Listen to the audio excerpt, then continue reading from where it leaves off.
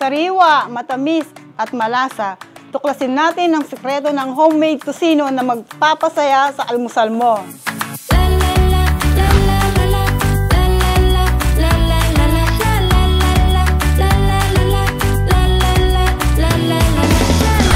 Andito po tayo ngayon sa Barangay Abukaw para dalawin ang ating KWO success, one of our success story, si Jennifer. Gumagawa po siya ng tocino. If I remember it right, sila rin po yung binisita ko nung araw na kung saan yung kanyang anak ay naoperahan sa ulo. And awa ng Diyos, na-survive niya, pero eto siya ngayon. Buhay, ang importante, buhay. So dadalawin natin, tignan natin kung ano ang nagawa nung kanyang puhunan na binigay natin sa SLP at napalago po niya ang kanyang tocino making.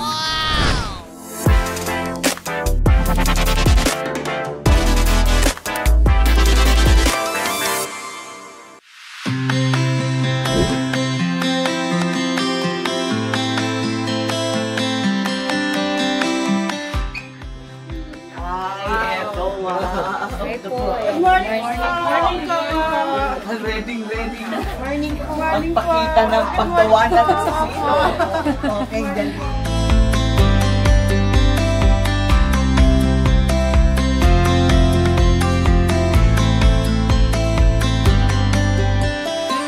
Tocino lover, paano ba na ang simpleng baboy ay nagiging breakfast superstar sa homemade style?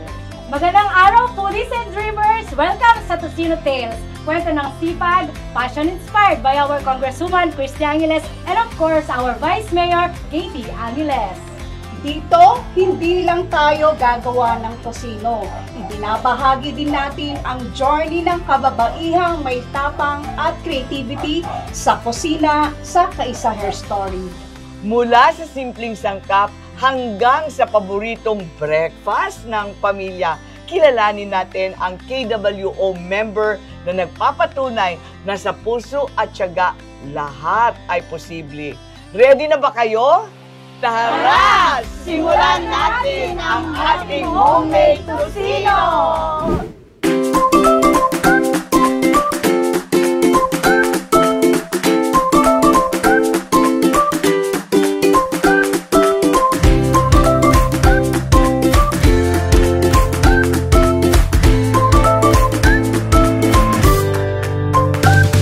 Andito po tayo sa Barangay Abukaw at kasama natin ang one of our success stories, Her Story. Kasama natin Jennifer De La Cruz, ang ating tocino master. Hello po, Kong Christy. Yes. Kiss muna. Paano nagsimula ang ganitong negosyo mo na napakasimple lang, kahit nandito lang tayo sa loob ng tahanan mo, nakakapaghanap buhay, nakakapagnegosyo ka? Anong ideya mo na gumawa ng homemade tocino? Saan ba nagsimula ito? Actually po, nung nasali po ako sa Kaisa Women's Kong, so nag-isip po ako kung ano yung pwede kong maging negosyo kahit nandito po ako sa bahay. At the same time po, naaalagaan ko yung anak ko, kumikita po ako. Oh, yes. Ang galing. Bali yung pong livelihood program na nagmula po kay Kong Christy Angeles. Opo. Panimula po. Opo. SLP. Opo, Yes, isa po ako sa beneficiary po. Oy, congratulations ha. Thank you. Ano ang nag-joke sa'yo, Ate Jen, na nasubukan nito? Yung love mo ba? O yung love mo sa pagkain o yung ihilig mo sa kusina? Siguro po yung love na din sa pagkain kasi nakita naman. Tapos ano po, yun po, naisip ko rin po kasi talaga na kailangan na po namin ng extra income po talaga sa panahon po ngayon. Tama. Iba rin kasi tayo mga kababaihan, di ba? Kung ano yung kakulangan, umiisip tayo agad, ano bang pwede kong gawin, anong pwede kong gawin para makadagdag income sa pamilya. Para mapunan po natin yung kakulangan. Pangangailangan. Isang madiscarding namin. Nanay. Jen, paki-explain nga sa amin, paano mo sisimulan ang paggawa ng tocino, step by step, para maintindihan ng ating mga viewers. Ito po yung karni po na young pork po, tapos lalagyan lang po ng sugar. Tapos, ito po yung garlic powder. Garlic powder. Opo. Mix lang po yan. Lalagay lang po lahat. Basta yan. Salt. Salt. And then soy sauce. Pineapple po. Pineapple juice po. Para yung tamis, asim, naglalaban. Opo, opo. Okay. Yun na po natin. Yung pala yun. Ito ano? po, optional lang po to kung gustong lagyan o hindi. Kasi po madalas food coloring. Sige. Ate Jen, may extra Oh, yeah. tip ka ba paano maging malambot at juicy yung tusino Yung natin? tusino. Yung bibilin po na pork, kailangan yung young pork talaga. Hindi pwede yung... Matanda. Okay, tama po. Siyempre, samahan ng pagmamahal. Habang ginagawa mo yan, kailangan yung passion andon. Sabi mo, samahan ng pagmamahal. Di habang ginaganyan mo yan, anong binubulong ng puso mo? Kasi Ano po? pagmamahal eh. Habang ginagawa ko po ito, naisip ko po yung anak ko kasi bedridden po yung anak ko. Malaking tulong po ito na habang ginagawa ko. Pag nabenta ko, ito na naman, may pambili na naman kami ng basic needs niya. Ganun po. Oh, galing naman. Kaya po yung ano po, yung label po niya, ang nakalagay po mukhang homemade tusino, support a son recovery, it's a mother's love in every pack. Ah, okay. Sige, huwag ka mag-alala. Papakyawin na namin lahat ito para sa ating mga KWO. Alam niyo po, Kong, hindi lang po ito yung first time na nagpunta po kayo dito. Marami na po kayong naitulong sa family ko po. Kaya very thankful po ako at may kagaya niyo pong mayor dati na ngayong congressman na. Ate Jen, anong may papayo mo sa ating mga kapwa kababaihan na gustong magsimula ng ganitong pagkain sa bahay? Sa mga kababaihan po na lalo na sa mga kaisa women kasi may congressman po tayong tumutulong. Bakit po hindi tayo mag-isip ng i-business po natin na tulad ko po, yan po, naisip ko po yan. Nagtinda na po kami t-shirt, mga mugs po, yung mga anak ko po gumagawa ng chili paste po, binibenta namin online.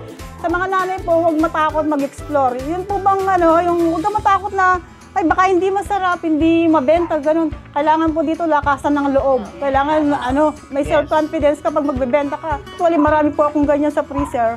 May mga pa-order po ako, mag-deliver po kami mamayang after lunch. Wow! Grabe! Ang galing! Yay! Opo.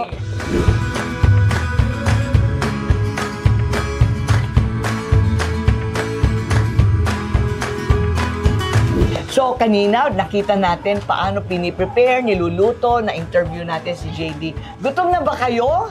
Wow! Now, let's come to the most exciting part. Ano sa palagay niyo yung most exciting part? Tikiman na! Tikiman na!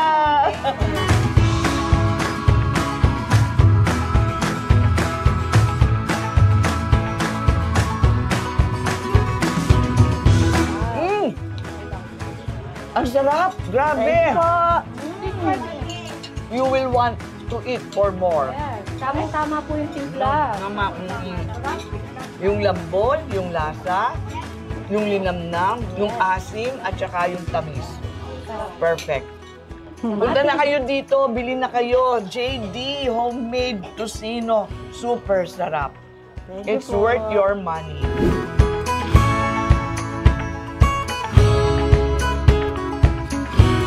At eto na, homemade tusino na siguradong magpapasaya sa breakfast mo. Subukan mo rin at i-share sa amin ang experience. Pwede mo rin i-personalize ang lasa, matamis, malinamnam, at may special twist.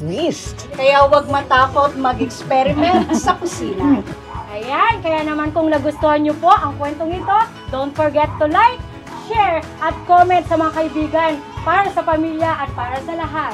Salamat sa pananood at tandaan, sa simpleng kusina, pwede kang maging breakfast hero.